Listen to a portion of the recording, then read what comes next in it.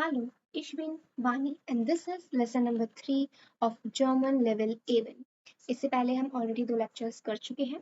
सबसे पहले लेक्चर के अंदर हम लोगों ने दास अल्फाबेट्स पढ़ी थी और सेकंड लेक्चर के अंदर हमने बेग्रुत्सुंग यानी कि जर्मन के कॉमन ग्रीटिंग्स पढ़े थे। एंड इस लेसन के अंदर आज हम फाइनली जर्मन के सेंटेंस बनाने वाले हैं and trust me it will be very easy for you guys. ठीक है, इसे अच्छे से पढ़ेंगे। जब भी हमें जर्मन के सेंटेंस बनाने होते हैं तो उसके लिए सबसे पहले हमें पता होना चाहिए कि वर्ब क्या होता है और पर्सनल प्रोनाउन क्या होता है। सो हियर कम्स वर्बन und Personalpronomen।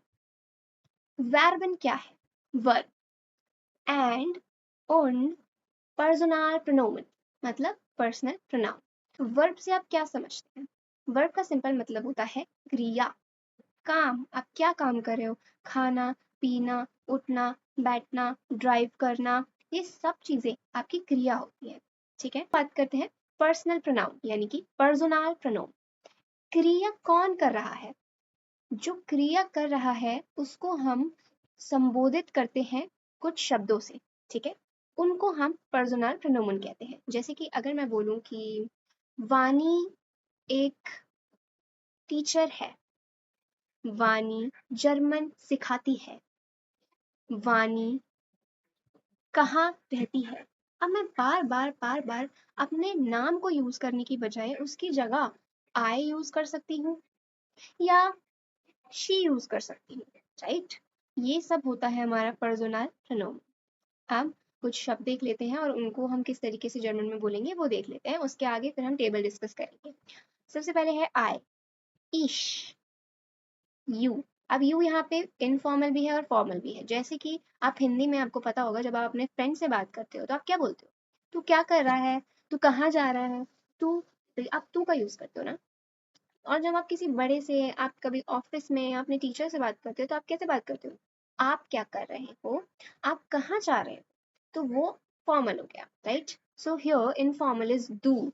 Then there is जी।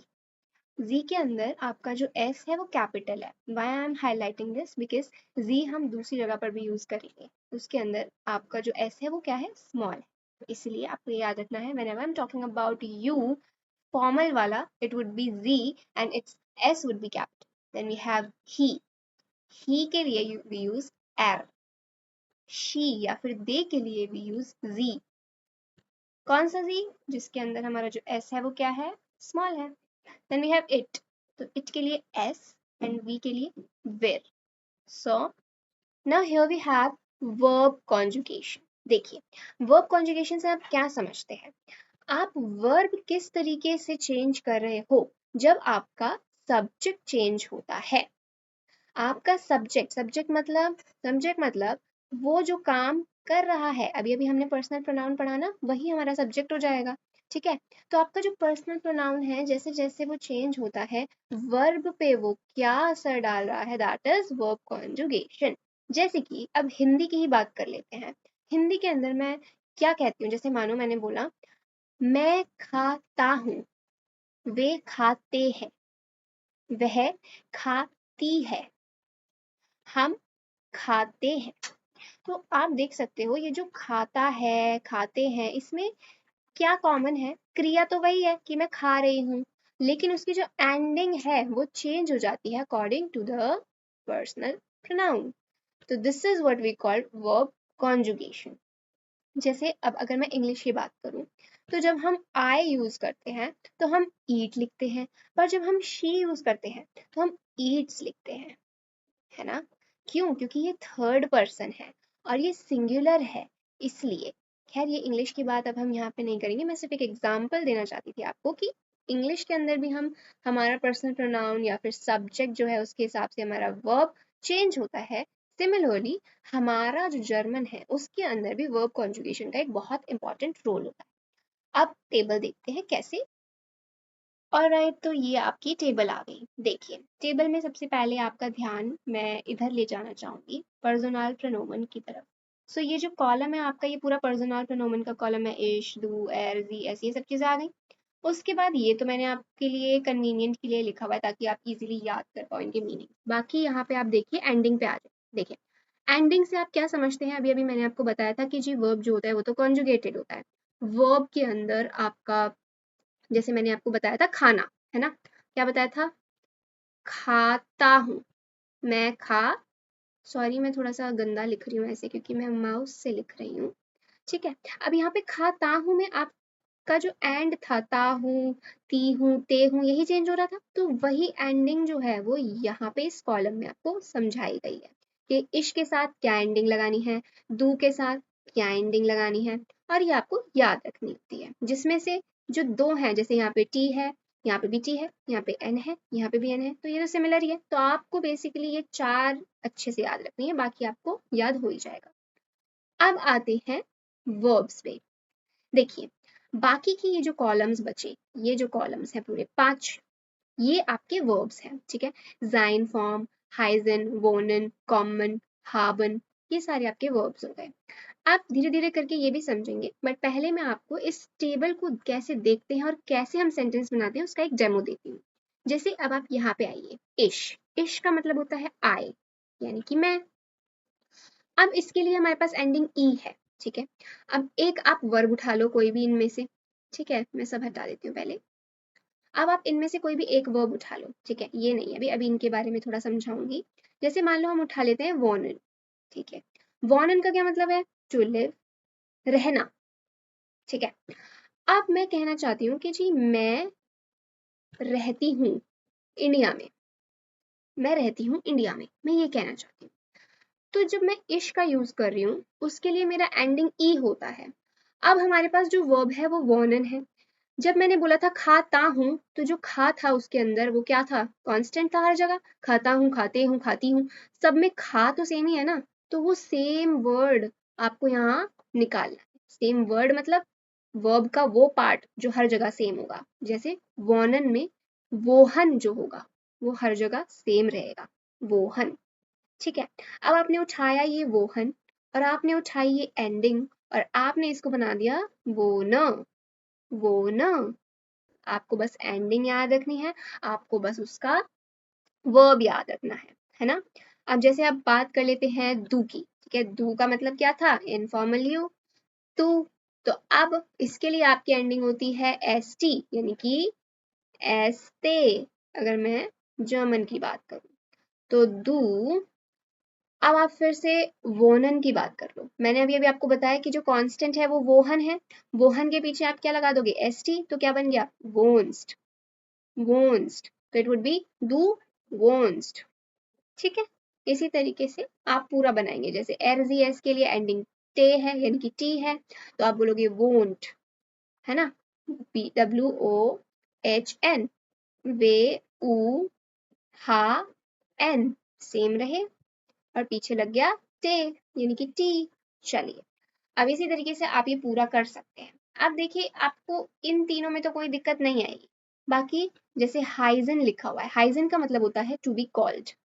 जैसे अब इसका कॉन्सेप्ट भी मैं आपको समझा देती हूँ पहले, ठीक है। हाइजन का मतलब to be called, to be called मतलब क्या बुलाया जाता है।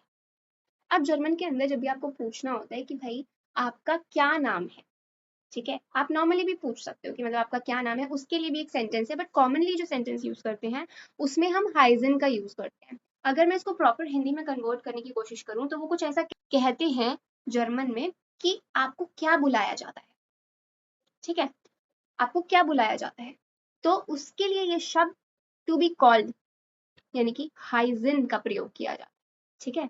जैसे अगर मैं बोलूं कि मुझे वानी बुलाया जाता है तो मैं बोलूंगी इश हाइजे वानी। अगर मैं बोलूं कि आपको स्टूडेंट बुलाया जाता है, ठीक है, अभी स्टूडेंट का क्या जर्मन वर्ड है उस पर हमें ध्यान नहीं देना, अभी हम बस सेंटेंस का स्ट्रक्चर समझिए, तो इट वुड बी दू हाइस्ट स्टूडेंटिन, है ना, स्टूडेंट। तो ये आपको टू बी कॉल्ड हो गया। अब यहाँ पे क्या है, जैसे आप अगर आपने अगर नोटिस किया होगा तो आप देख रहे हो यहाँ पे जो एंडिंग है वो एस टी है ना, बट यहाँ पे तो मैंने बस टी ही यूज किया है। ऐसा इसलिए क्योंकि यहाँ पे जो उमलाउट यहाँ पे यूज हुआ है ना, उमलाउट, उसका जो साउंड होता है वो ऑलरेडी डबल एस का होता है, तो इसलिए हम यहाँ पे नॉर्मली टे ही लगाते हैं, तो ये एक एक्सेप्शन है। अब आता है कॉमिन, कॉमिन मतलब होता है टू कम, ठीक है, आना, ठीक है। अब देखिए इसके लिए आपको एंडिंग्स तो पता ही है, बस उसमें आप कॉम जो है एम एम तक आप यूज करेंगे तो इट वुड बी कॉमे, कॉम्स्ट, कॉम्ड, कॉमन, कॉम्ड, कॉमन, राइट। जिसमें से भी आपको सिर्फ ये 4 एंडिंग याद रखनी है, इश, ई, दो, एस टी, एस टी, विर, एन, फिर बाकी तो रिपीट हो रही है। ओके, अब देखिए, होपफुली आपको ये टेबल समझ में आ गया होगा कि ये कैसे काम करता है, और आप टेंशन मत लीजिए, आगे हम आपको अच्छे से एग्जाम्पल्स के साथ समझाएंगे। अब यहाँ पे देखिए, यहाँ पे मैंने यहाँ पे क्या लिखा हुआ है, डू नॉट फॉलो रूल्स। यहाँ पे कुछ ऐसे लोग भी हैं जो रूल्स को फॉलो नहीं करते, जैसे कि जाइन फॉर्म एंड हार्बन फॉर्म। जाइन का मतलब होता है to be, not to be called, it is to be. And हार्बन का मतलब होता है टू हैव। तो फिलहाल हम जाइन की बात कर लेते हैं। देखिए, ये जो जाइन और हार्बन है ना, ये बहुत जिद्दी है। ये सारे एंडिंग वेंडिंग ये सब रूल्स कुछ भी फॉलो नहीं करते, इनका अपना ही चलता रहता है, ठीक है। और इनका जो अपना चलता है वो हमें परेशान करते हैं, हमें याद रखना पड़ता है। अब देखिए, जब मैं बोलती हूँ आई एम वानी, शी इज रुचि, और यू आर अर्जुन, तो ये सब चीजों में जो इज, आर, ये सब चीजें हो रही हैं, ये टू बी ही होता है एक तरीके से, ठीक है। जब मैं बोलूंगी आई एम वानी, आई विल से इश बिन वानी। जब मैं बोलूंगी you are Arjun, I will say दू बेस्ट Arjun. If I have to say she is Tanya, तो मैं बोलूंगी जी इज तान्या। ओके, तो ये सब आपका जाइन फॉर्म के अंदर आता है। सो इट्स बिन फॉर इश, देन दू बेस्ट, एल जी एस के लिए इस्ट, विर जिंद, इहर जाइद, एंड जी सिन, ठीक है। जो हाबन होता है टू हैव, वो भी कई जगहों पर उनको फॉलो नहीं करता है। जैसे अब यहाँ पे देखो, ये है हार्बर, है ना, हार्बर। यहाँ पे तो ये HAB ले रहा है और पीछे ई लगा है।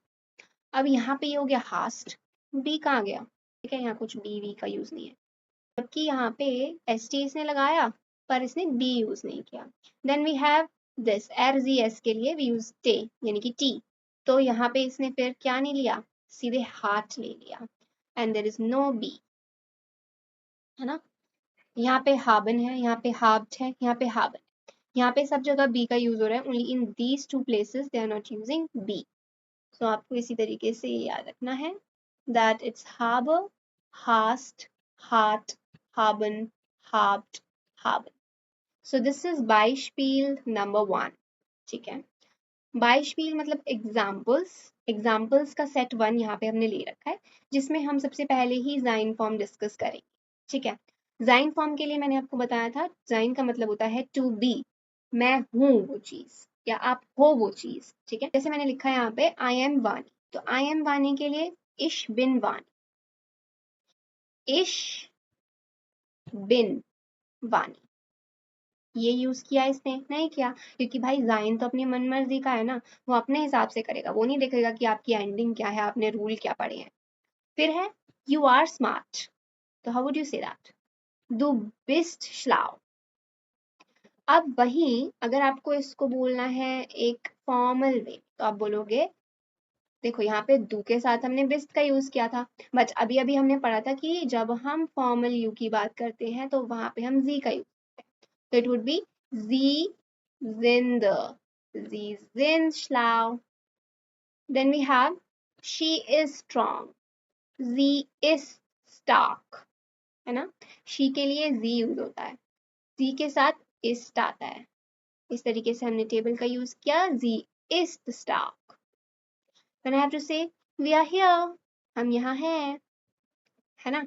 तो we मतलब where, और where के साथ हम क्या यूज करते हैं, सिंध, तो it would be where sind here, where sind here।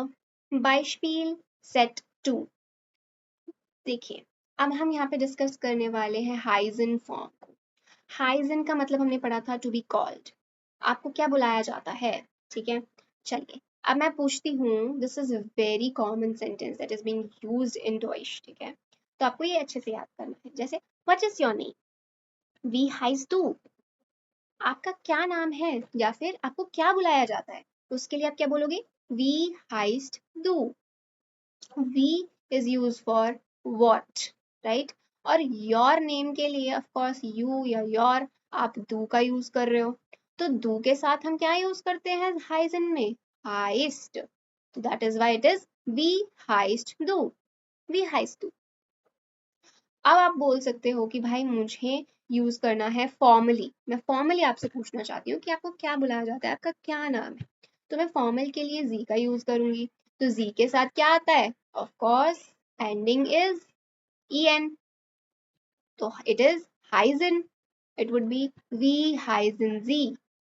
we have I am called Tom, या फिर my name is Tom, तो उसके लिए ish, ending e, तो क्या बन गया वर्ड हाइजर, इट वुड बी इश हाइजर टॉम, मेरा नाम टॉम है या फिर मुझे टॉम बुलाया जाता है। His name is Arjun, his name is Arjun, his के लिए हम क्या यूज करते हैं एर, एंडिंग कोर्स टे यानी कि टी, तो क्या बन गया वो हाइस्ट, हाइस्ट ही बना ना।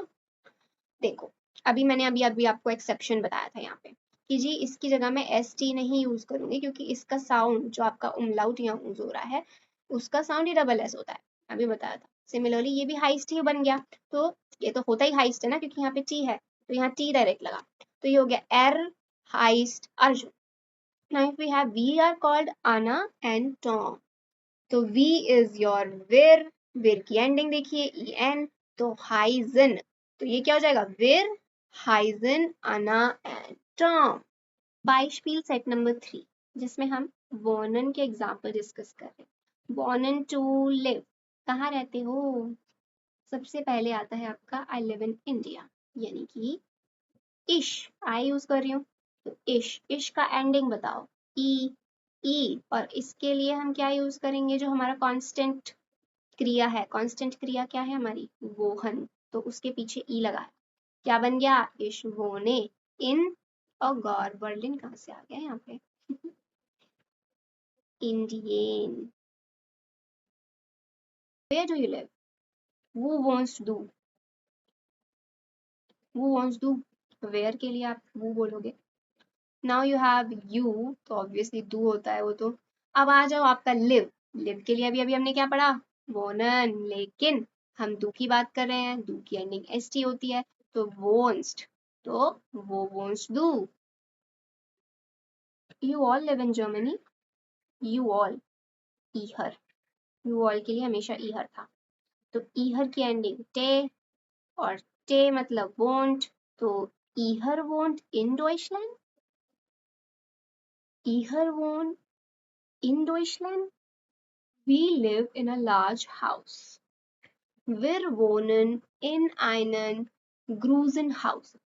हम देखें विर क्यों आया, क्योंकि हम वी की बात कर रहे हैं, विर आ गया, उसकी एंडिंग ई एन होती है, तो जो वोहन कांस्टेंट क्रिया थी वर्ब थी उसके पीछे मैंने ई एन लगाया और ये बन गया वोनन, तो विर वोनन इन आइनम ग्रूजन हाउस, आइनम मतलब कि एक या फिर आ, ग्रूजन हाउस मतलब लार्ज हाउस, तो इस तरीके से आप जर्मन के सेंटेंसेस बनाए। देखिए आपको जब जर्मन अगर सीखनी है ना तो आपको वोकैब्युलरी जो है उस पे अपनी कमांड धीरे धीरे सेट करनी पड़ेगी, मतलब आप कोई भी चीज दिख रही है आपको सोचना है कि उसे जर्मन में क्या कहते होंगे। आई स्पील सेट नंबर 4।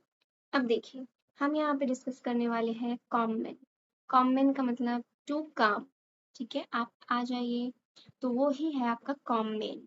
तो इसके लिए सबसे पहला एग्जांपल आप देखिए, आई एम कमिंग सून, आई मतलब इश मतलब एंडिंग ई, और ई मतलब कॉमे, तो इट वुड बी इश कॉमे बाल्ड। सून के लिए हम जो वर्ड यूज करते हैं वो होता है bald. Where do you come from, where do you come from में आपका सबसे पहले तो यू है ऑब्वियसली, तो आपको उसी हिसाब से देखना पड़ेगा, यू तो डू होता है, डू के लिए तो एस टी यूज होता है, मतलब अगर आप इनफॉर्मल की बात करें तो फॉर्मल के लिए तो ऑब्वियसली जी होता है, फिर एन लगाना पड़ेगा, बट अभी मैं इनफॉर्मल की बात कर रही हूँ, ठीक है, तो उसके साथ एंडिंग आपकी एस टी लगती है, तो वो क्या हो जाएगा कॉम्स्ट। मैंने यहाँ पे वेयर का भी यूज किया है, जबकि देखिए मैं आपको डब्ल्यू एच फैमिली बहुत जल्दी पढ़ाऊंगी जिसमें मैं आपको बताऊंगी कि मतलब वेयर हु वॉट इन सबको क्या बोलते हैं, किस तरीके से यूज करते हैं, सेंटेंस स्ट्रक्चर वो भी आपको बताया जाएगा, बट अभी आपको जो ध्यान देना है वो ये ध्यान देना है कि आप इस टेबल को कितना एफिशिएंटली यूज कर पा रहे हैं। ज़्यादा से ज़्यादा सेंटेंसेस बनाइए और इसको कंप्लीटली समझने की कोशिश कीजिए, याद कीजिए, ठीक है। अब यहाँ पे आता है वेयर। वेयर के लिए वोहर यूज होता है, तो मैं आपको बोलूंगी यहाँ पे वोहर कम्स टू डू, यानी कि where do you come from. Coming at 8 o'clock, यानी कि where obviously because we are coming, right, तो उसके लिए ई एन लगेगा, तो ये क्या बन जाएगा, कॉमन। वेर कॉमन आक्ट ऊहर। अब ऑब्वियसली ओम मतलब एट होता है, आक्ट मतलब 8। अभी हम नंबर्स भी करेंगे नेक्स्ट कुछ लेक्चर्स में। हर हम यूज करते हैं whenever we are talking about time, o'clock के लिए, है ना, ऊहर हो गया। तो वेर कमिंग आक्ट ऊहर, he is coming home tomorrow. He मतलब एर, एर मतलब एंडिंग टे, यानी कि टी, तो ये क्या बन गया, कॉम्ट। तो एर कॉम्ट मॉर्गन नाक हाउजर, राइट, मॉर्गन यानी कि टुमारो, नाक हाउजर। बाइशपील सेट पाइप, हाबन ऑब्वियसली जो खुद से ही अपने रूल्स बना के बैठा है, यानी कि कहीं कहीं तो देखो रूल्स फॉलो हो रहे हैं, मतलब जो आपका एंडिंग है वो तो आपका सेम ही है, बस यहाँ पे आपको दो जगह याद रखना है कि जी इसने जो है ना बी नहीं यूज किया, it's harbour but it's haste and heart, बाकी में बी यूज है, बाकी सब आपका फॉलो कर रहा है, बस ये दोनों में थोड़ी दिक्कत है ना।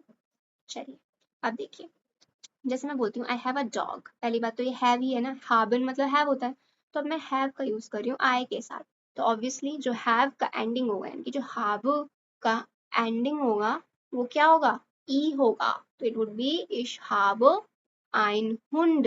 हुंड का मतलब डॉग, आइन का मतलब एक या फिर एक आ, जो आप ए यूज कर रहे हो, तो इश हाब आइनन हुंड। Then you have a car, you मतलब दू, दू तो मतलब एस टी, एस टी मतलब हास्ट, तो दू हास्ट आइना ऑटो, ठीक है, ऑटो मतलब कार, आइना मतलब एक या फिर आ। The house has a garden, दस हाउस हाट आइनन गार्डन। अब आप मुझे बताएंगे द हाउस क्या है ये। देखो हाउस का मतलब ऑब्वियसली ये नॉन लिविंग थिंग है, नॉन लिविंग थिंग का मतलब ये एस है, ऐसे ही होता है ना, ये ही है, ये शी होता है और ये होता है इट, एर जी एस, तो मैं एस वाला रूल ही तो फॉलो करूंगी, तो ये क्या आ जाएगा, टे यानी कि टी, तो एंड में आपका बन जाएगा ये हार्ट, तो ये हो जाएगा दास हाउस हार्ट आइनन गार्डन, है ना। ये एज वाला एग्जांपल शायद फर्स्ट टाइम आ रहा है यहाँ पे, बट आप समझ गए होंगे क्योंकि हम यहाँ पे नॉन लिविंग थिंग की बात कर रहे हैं, एक हाउस की बात कर रहे हैं, इसलिए हम एस वाला ही फॉलो करेंगे। Then we have a table, we मतलब वेर का एंडिंग ई एन होता है, तो ये बन गया हाबन, तो वेर हाबन आइना टिश, टिश मतलब टेबल।